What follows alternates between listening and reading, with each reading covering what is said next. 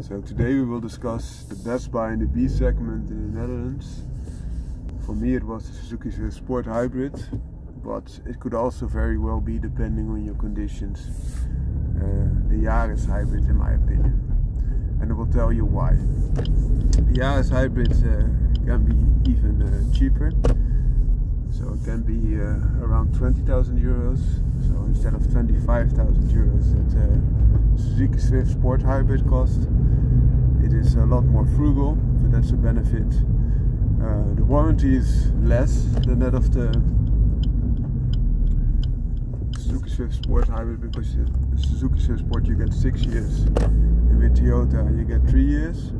But with Toyota, if you keep it serviced at a Toyota dealer or a service point, they can increase the warranty up to 10 years and I think 160,000 kilometers max. So that's quite a good deal as well. And if you compare 20,000 euros with 25,000 euros, you get a far better deal, of course, with the Yaris.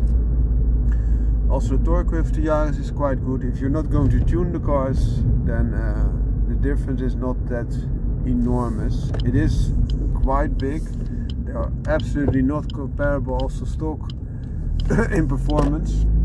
But the benefit is with the Yaris you get a little bit more frugality as well, and you also get a car that, if you're not going to tune it, is quite capable because of the electric engine. If you compare both, the Yaris is claimed to have 115 horsepower, whereas Suzuki Swift Sport Hybrid is claimed to have 129 horsepower. So 14 horsepower benefit, 10% additional of the 115 that the Yaris starts with, and also the weight is different.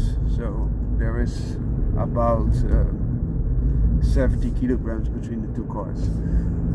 But if you would compare the same spec Yaris, you will pay more than with Suzuki Swift Sport. So if you take a GR Sport Yaris, so not the GR4, the rally replica, but the hybrids with the GR package and all the other options, which is quite comparable to that of Suzuki Swift Sport Hybrid stock, you will pay more. And then you have more money spent, and also a car that is less capable still.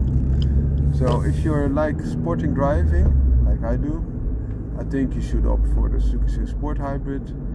If not, then you could also go for the Yaris, which is looking very good in my opinion, even the lesser models. So very wide stance, also quite aggressive front, and I think quite stylish. Also, another factor to take into consideration, both are 5 doors, but the back room of the Yaris is a lot less as compared to that of the Suzuki Swift Sport. So in Suzuki Swift Sport you also get a little bit more room to be used, so that can also be a benefit for me, that is. The thing is, with the Yaris you can get a very frugal car, very reliable car as well.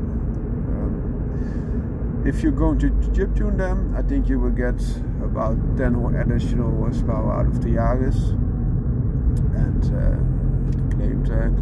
claimed horsepower of the Yaris, so then you would have 125 horsepower, which is closing in as compared to the Suzuki Swift Sport Hybrid, but you cannot do something about 70 kilograms additional weight, of course. But if you chip tune the Suzuki Swift Sport Hybrid, which has a turbo engine, and the Yaris is naturally aspirated 1.5, the ICE engine, not the electric engine. The electric engine is a lot stronger in the Yaris as compared to that of the Suzuki Swift Sport Hybrid. But the thing is, if you compare those, then you, with the Suzuki Swift Sport Hybrid, you can go about 170, 173 horsepower. So that's quite a big deficit. So then it would be 125 versus 170, 173. So even in 170, the deficit would then be for the Yaris to bridge 45 horsepower, which is immense, of course.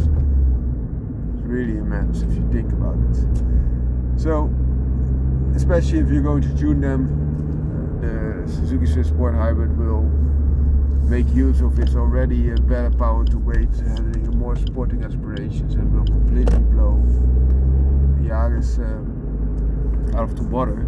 You need from the hybrids, I think you need for a stock version to compete with the stock Suzuki Swift Sport Hybrid, you need the 180 horsepower 2-liter hybrid plant that is found now in the Corolla, in the performance version of that hybrid system. That's your best bet. The benefit of Yaris, however, is that it also comes with an automatic transmission. Also, Suzuki Swift has been delivered in other regions with an automatic system, but not in the Netherlands. So if you want to shift manually, I think you have a very good shifting gearbox with Suzuki Swift Sport. But if you don't like that, you get a CVT, which is quite good automatic, even perfect if you couple it to a hybrid system of Toyota. So that's also something to consider. I think both cars are quite winners. If you look at the runners-up, I think the i20 of Hyundai with the 1-liter turbo engine could be a good runner-up. A little bit cheaper, also a little bit less powerful, of course.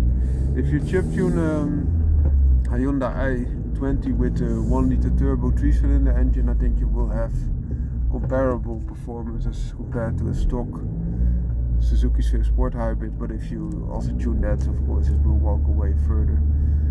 The i20 brings you a little bit more room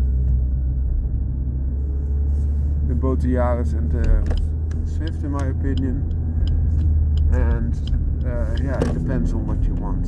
I think Suzuki Swift Sport Hybrid at this moment is still the unbeatable force, especially for the performance car enthusiasts. But those other cars are also quite good catches, good bets to place your money in if you're looking for a new car in the B segment. Hope this video helps. Foundering Car out.